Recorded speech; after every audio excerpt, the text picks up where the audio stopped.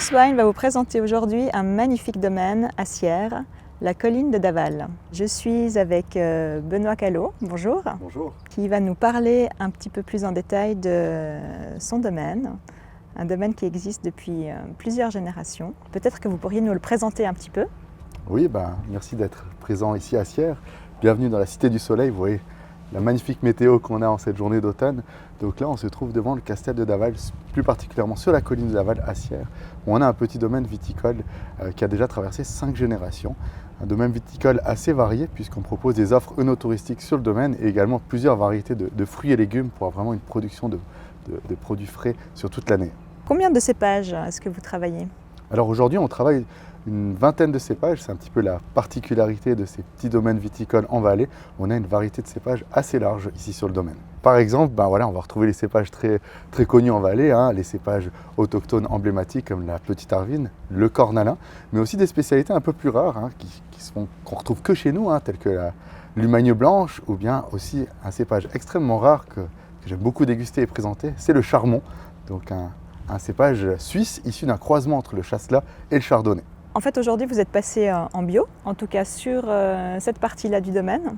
Est-ce que vous pouvez nous expliquer un peu comment ça s'est passé ? Tout à fait. Donc on travaille maintenant en culture biologique, mais on fait du bio parcellaire. Un terme un petit peu difficile à comprendre, mais en fait, nous avons 2 vignobles, un vignoble à Sierre et un vignoble à Chamoson. Et ici, sur le vignoble de Sierre, nous sommes les uniques producteurs de vin, donc c'était assez facile pour nous de contrôler en fait la production. Donc on a décidé de labelliser toute la production qui se trouve ici sur la colline de Daval. Donc voilà, c'était un choix qu'on a fait en 2021. On a terminé maintenant la reconversion bio depuis plus d'une année. Donc on est très fiers de faire des produits respectueux de l'environnement. Mais qu'est-ce que ça implique au niveau du travail du vin et de la vigne, etc. Alors ça implique beaucoup de choses et notamment le viticulteur doit passer plus de temps dans la vigne. Et ça, je crois que c'est assez important, c'est un petit peu un retour aux sources où le viticulteur doit se promener dans les vignes, doit analyser, doit regarder ce qui se passe et puis doit être vraiment en communauté avec la nature pour écouter en fait la nature, regarder ce qui se passe, qu'est-ce qu'elle a besoin. Après, c'est clair que c'est un investissement en temps et en argent qui est plus important. On fait presque une dizaine de passages de traitement par année. Donc qui dit bio ne veut pas dire qu'on laisse la vigne naturellement pousser. On doit quand même la traiter avec des produits respectueux de l'environnement tels que le soufre ou le cuivre. Et puis maintenant, on met même de l'essence de fenouil dans les vignes pour lutter contre certaines maladies, ce qui fait qu'on a des bonnes odeurs maintenant dans nos vignes. Bertrand Claveau, vous êtes le papa de Benoît et on est ici dans les vignes pour voir un petit peu comment est-ce que ça se passe. Alors on est beaucoup plus proche de nos vignes. D'être en bio, ça nous demande vraiment de vivre le jour, surtout en période de végétation, depuis le mois de mai jusqu'à la véraison. Là on y est tous les jours à observer la météo, observer nos vignes, être prêt pour faire des traitements si c'est nécessaire, être vraiment proche de notre viticulture. Et ça c'est bien, je trouve que c'est vraiment très favorable pour le métier lui-même, pour la passion du métier. Et moi, ça m'a beaucoup plu, ça me plaît beaucoup. Vous aviez dit que très rapidement, ça s'est retrouvé dans les bouteilles. Lors du passage en bio, toute cette partie de transition, sur laquelle on a fait des analyses chimiques des vins, et on a vu justement la disparition des molécules chimiques dans nos vins. Et ça, c'est aussi un élément important. On a découvert des vins avec plus de fruits, avec plus de finesse, avec plus de caractère. Bon, moi, personnellement, j'ai commencé le métier il y a bientôt 40 ans. Donc c'est vrai que ça commence à compter, mais je représente la 4e génération ici sur le domaine. Et c'est plus là qu'on a aussi une certaine fierté de porter finalement ce fruit ou cette ambition peut-être pas, mais je dirais cette fierté de la famille, d'avoir ce domaine qui perdure. Maintenant j'ai mes enfants qui sont aussi présents et ça c'est vrai que ça nous motive. On a vu la 6e génération déjà. Vous l'avez aperçu, pas encore dans les vignes mais bientôt. Qu'est-ce que ça représente comme production ? Combien de bouteilles vous faites par année ? Alors au total, maintenant, on est à 7 hectares de production, donc on est propriétaire en caveur. L'appellation propriétaire en caveur aussi, elle est assez particulière, c'est-à-dire qu'on n'achète pas de vendange, on travaille uniquement nos propres terres, on vinifie que les raisins issus de notre production. Et là, on arrive donc à 7 hectares, et je dirais plus ou moins en fonction des récoltes, on est à peu près à 50 000 bouteilles par année. Comment ça se passe la vente ? Comment vous les vendez ? À qui vous les vendez ? Alors chez nous, ça fait déjà depuis quelques années qu'on a décidé de vraiment miser sur la vente directe. Et ça, je pense que c'est quelque chose qui est très important chez nous. On a aussi, comme je vous ai dit avant, une diversité dans notre production avec des asperges, des abricots, aussi fraises, framboises, pas tous les citer. Et du coup, nous, on mise vraiment sur la vente directe, c'est-à-dire avec le contact avec notre clientèle. Et je pense que c'est très intéressant d'être présent, de pouvoir les rencontrer, de pouvoir échanger. Les questions que vous m'avez demandées tout à l'heure par rapport à la production biologique, par rapport aux différentes variétés, on est là pour renseigner les clients, on est là pour discuter avec eux et échanger. Et je pense que ça, c'est une force dans les producteurs de pouvoir associer un produit avec un échange, avec une expérience, avec des histoires, et pas juste dans une hôtèque ou dans un supermarché où on prend une bouteille juste pour la beauté de son étiquette. C'est vraiment un partage. Il y a une vigneronne qui m'a dit qu'en fait le vin réunissait beaucoup plus de monde avant le verre parce qu'on dit toujours que le vin réunit autour de sa dégustation. Et en vérité, il réunit beaucoup plus de monde avant sa dégustation. Tout à fait, lors de la transformation, il y a beaucoup d'étapes. La transformation, mais aussi la rencontre avec les clients et avec les gens qui s'intéressent à la vigne. C'est vrai. Et vous avez aussi une activité maintenant de no-tourisme avec de l'accueil. On peut voir là, dans ce magnifique petit château qui n'est pas médiéval. Non, alors il a un look médiéval, donc qui s'appelle le Castel qui veut dire château en vieux français. En fait, ce château a une jolie petite histoire et c'est une histoire que j'aime bien raconter aux gens qui viennent nous rendre visite. C'est un château d'eau. Il faut savoir que le vignoble valaisan, c'est un des rares vignobles en Europe où on a le droit, voire même l'obligation d'irriguer nos vignes, autrement c'est trop sec. Donc souvent les vignes se trouvent en vallée sur la rive droite de la vallée du Rhône. Et nous, on se trouve en plein milieu de cette plaine du Rhône, donc c'était difficile d'amener de l'eau, et surtout qu'à l'époque, quand il a été construit dans les années 1940, il n'y avait pas ce système mécanique de pompe, parce qu'on a la nappe phréatique qui se trouve juste en dessous de nous, mais il fallait pomper cette eau. Et donc les anciennes générations avaient développé en fait un système de château d'eau, ils récoltaient l'eau de pluie, et ils arrivaient sous forme de siphon avec la pression d'un bis à côté, d'avoir de l'eau quelques jours par mois. Il fallait stocker cette eau pour ensuite la redistribuer sur tout le vignoble. Donc voilà, c'est en fait un château d'eau, c'est pour ça qu'on l'appelle aujourd'hui le Castel. Et il a cette petite histoire, il a été construit dans le but de cultiver la vigne. Donc c'est un petit peu ça l'histoire de ce bâtiment. Et donc il se trouvait déjà sur votre domaine quand vous avez décidé de l'exploiter pour l'accueil. Tout à fait, il se trouvait déjà sur ce domaine. Mais ensuite, dans les années 60, on n'a plus l'utilité d'avoir ce château d'eau. Et donc mes anciennes générations avaient décidé de vendre ce Castel, ce petit château d'eau, à une famille de Berne qui là l'a transformé en habitation. Et c'est là que le mot Castel est arrivé. Et c'est plus tard, dans les années 2009, que ma maman a décidé en fait, de se lancer dans le no-tourisme, d'avoir ce projet un petit peu fou, parce que mes parents, c'est aussi des voyageurs. Ils partaient à l'époque dans toutes les régions viticoles d'Europe, le Piémont, la Toscane, Bordeaux, la Bourgogne. Et ils disaient ailleurs, il y a beaucoup d'exemples de no-touristes, de chouettes hébergements, on peut dormir dans les vignes. Donc mes parents se sont dit, mais on ne va pas aller habiter à l'intérieur, donc on va lancer en fait un projet œnotouristique. Et depuis 2009, donc ma maman a ouvert 5 chambres d'hôtes ici sur le domaine. Et ça marche bien ? Ça marche vraiment super bien. Je pense que les gens aujourd'hui sont en recherche d'authenticité, d'expérience.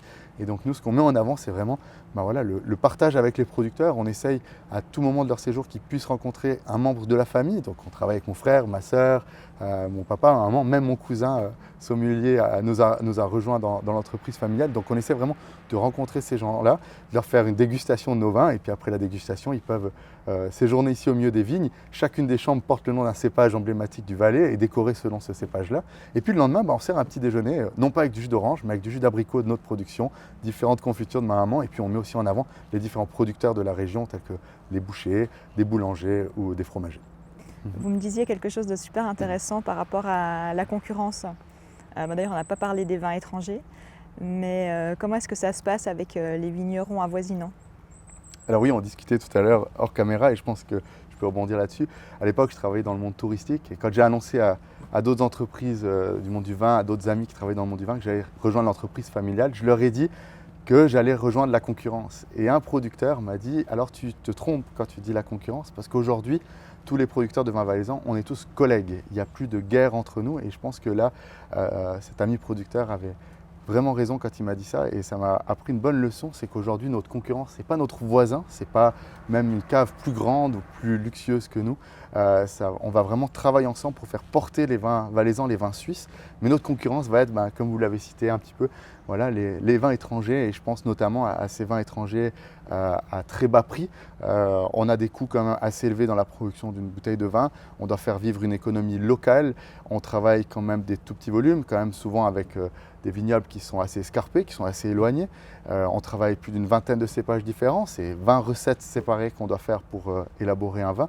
Et je pense qu'aujourd'hui, on ne peut pas lutter contre ces vins qui se retrouvent à des prix extrêmement bas. Et je pense qu'aujourd'hui, notre concurrence, en effet, ce n'est pas d'autres régions viticoles suisses, pas d'autres producteurs, mais ça va être simplement les vins étrangers. Et je pense que voilà, il faut qu'on puisse sensibiliser un petit peu tous les consommateurs, parce que quand on achète une bouteille de vin, on achète aussi une histoire, on achète un produit, on achète aussi un travail de toute une famille de plusieurs producteurs, plusieurs générations. Il y a un savoir-faire derrière et il faut vraiment le maintenir, et je pense que ça fait partie du patrimoine aujourd'hui en Suisse. Je pense que les gens ne se rendent pas assez compte que en soutenant cette économie-là, ils se soutiennent eux-mêmes, parce que finalement, on soutient notre paysage, on soutient une culture, une identité aussi. Et vous, qu'est-ce que ça vous fait en fait d'être acteur de cette, qu'est-ce qu'on va dire, de cette chaîne économique ou de ce domaine-là, et de poursuivre quelque chose qui a été créé, comme vous le disiez, dans les années 40, c'est ça? De poursuivre cette histoire, d'entretenir ce patrimoine. Est-ce que vous ressentez une forme de responsabilité ou de fierté ou de mission? Ici, sur la colline, c'est depuis 1914 qu'on fait du vin, qu'on travaille l'agriculture. Donc c'est 5 générations qui ont travaillé cette terre. Et je crois qu'il n'y a rien de plus concret en fait que la terre, surtout après ces années un petit peu de Covid ou ces conflits un peu de guerre qu'on vit en ce moment. Je pense que c'est important de pouvoir travailler quelque chose de concret, des valeurs familiales, des valeurs agricoles, c'est des choses qui me parlent énormément. Et en plus, on a extrêmement de chance, parce que le vin, c'est un produit qui véhicule beaucoup d'émotions. Et ça, c'est quelque chose que j'aime beaucoup, ce partage avec les gens, cette rencontre, échanger avec eux, aussi avec des gens d'autres nationalités qui ne connaissent pas forcément nos produits, qui viennent ici dans le but de découvrir nos vins. On peut échanger, on peut vraiment valoriser ce produit-là. Pour moi, c'est quelque chose qui me parle beaucoup. J'ai trouvé vraiment ma mission de pouvoir un petit peu valoriser ces produits-là par des mots, par des expériences, par des événements et par des séjours ici œnotouristiques. Je trouve que je me sens assez reconnaissant parce que ça me parle, et je trouve que j'ai trouvé un sens à mon activité en tout cas. Qu'est-ce que vous voyez pour l'avenir? Quelle est votre vision pour la suite, l'avenir du vin suisse? Moi, je suis quelqu'un d'assez positif dans l'âme, donc je vais rester très positif, malgré l'actualité un petit peu négative qu'on peut voir dans les différents médias. Mais je pense que le vin suisse a vraiment un bel avenir devant lui. Mais je pense que surtout, on doit un petit peu se réveiller dans le monde du vin. On doit surtout avoir conscience de la beauté de nos produits, de la beauté de nos vignobles, et qu'on doit en être fier. Je pense que d'autres régions viticoles ont compris longtemps avant nous. Ils ont osé se mettre en avant. Je pense que maintenant, il faut qu'on ose aussi se mettre en avant. Il faut qu'on soit fier de nos produits. Il faut qu'on ose accueillir du monde sur le domaine. Il faut qu'on parle, qu'on raconte toutes ces histoires, même si c'est des histoires où des fois on croit que ça ne va pas intéresser les gens. Toutes ces petites histoires sur les cépages, sur les méthodes de vinification, sur la rareté de nos produits. Je pense qu'il faut vraiment le mettre en avant, et puis oser maintenant un petit peu se vendre un peu plus. Je pense que des fois, en tant que Suisse ou Valaisan, on est un petit peu humble, et puis maintenant je pense qu'il faut oser. On ne fait pas des plus mauvais produits que les autres. Au contraire, il faut qu'on soit vraiment fiers de ça. Il faut qu'on le vende et qu'on véhicule des expériences en faisant plus d'événementiels, en faisant plus de structures d'accueil, en développant un petit peu tout ça. Parce que je pense qu'en faisant tout ça, on va développer des émotions, des souvenirs avec les clients. Et puis à ce moment-là, ce ne sera plus juste une bouteille dans un étalage. Ce sera vraiment, ah oui, cette région viticole, j'y ai séjourné, j'ai fait un événement. Ce monsieur très russe, très authentique, m'a parlé avec tellement d'amour de son produit. On a un attachement derrière, et je pense que c'est ça qu'il faut miser aujourd'hui. On ne va pas pouvoir miser sur nos prix. Je pense que voilà, c'est un combat inégal qu'on est en train de lutter, et je pense que voilà, ces produits-là ne doivent même pas maintenant nous influencer. On doit respecter peut-être cette concurrence, ce combat, et puis nous se concentrer sur ce qu'on sait faire. On a vu une charmante scène il y a 5 minutes de personnes qui venaient de l'Arizona et qui sont partis dans leur pays avec quelques bouteilles. Ça vous fait plaisir? Ça me fait plaisir parce que notre public cible, notre marché cible reste le marché suisse. On n'a aucune structure d'exportation, on est trop petit, comme je vous ai dit, on fait 50 000 bouteilles, c'est infime par rapport à d'autres grands vignobles européens ou du monde entier. Et du coup, on ne pratique pas du tout l'exportation. Et en fait, avec ce genre d'exemple, je me rends compte qu'on fait de l'exportation indirecte, notamment en accueillant les gens chez nous. On n'a pas besoin en fait d'aller chercher du monde à l'étranger. C'est presque les gens de l'étranger qui viennent chez nous et repartent chez eux avec quelques bouteilles en souvenir. Alors je discutais avec eux, on rigolait, ce qu'ils me disaient, mais quand on aura fini les quelques bouteilles qu'on a pris, comment est-ce qu'on va faire pour en avoir? Je leur ai dit en rigolant, vous allez devoir revenir. Et ils m'ont dit qu'ils aimeraient bien revenir pour la saison d'hiver, pour skier, pour redécouvrir nos produits. Et je pense que là, on peut créer quelque chose, une fidélité avec nos clients, notamment avec cet échange. Pour conclure, on se rend compte que la durabilité dans le vin, elle ne s'exprime pas seulement en termes de qualité de traitement, mais elle s'exprime aussi dans justement tout ce que vous faites à côté. Est-ce que vous pouvez nous citer un peu tous les domaines dans lesquels vous travaillez cette durabilité? Oui, alors pour moi, la durabilité, déjà, elle vient aussi au niveau forcément écologique, mais on va retrouver aussi, pour moi, de la durabilité au niveau social. Et ça a été un petit peu l'objectif de mes parents, de diversifier un petit peu toutes nos activités agricoles pour avoir des collaborateurs qui soient engagés à l'année. On avait à l'époque plusieurs collaborateurs et collaboratrices qui étaient saisonniers, qui venaient de l'étranger. Et maintenant, on a pu leur proposer un emploi stable à l'année, où ils ont pu s'installer chez nous, faire rentrer leurs enfants à l'école. C'est aussi toute une démarche aussi un petit peu sociale qu'on a. Après, forcément, l'acte écologique n'est pas à expliquer. Je pense qu'il est aussi très important. Mais aussi le côté, je pense, faire valoir nos spécialités, et notamment les asperges, les abricots. On est aussi sur des produits qui sont un vecteur fort d'émotion. On sait que les Valaisannes et les Valaisans attendent ces produits parce qu'on a des saisons très courtes. Et ça, je pense que c'est important de garder ces produits, de les cultiver. Ça fait partie de notre patrimoine. Merci beaucoup, Benoît. Merci à vous. Et on espère que vous aurez envie de découvrir ce domaine, la colline de Daval, à Sierre.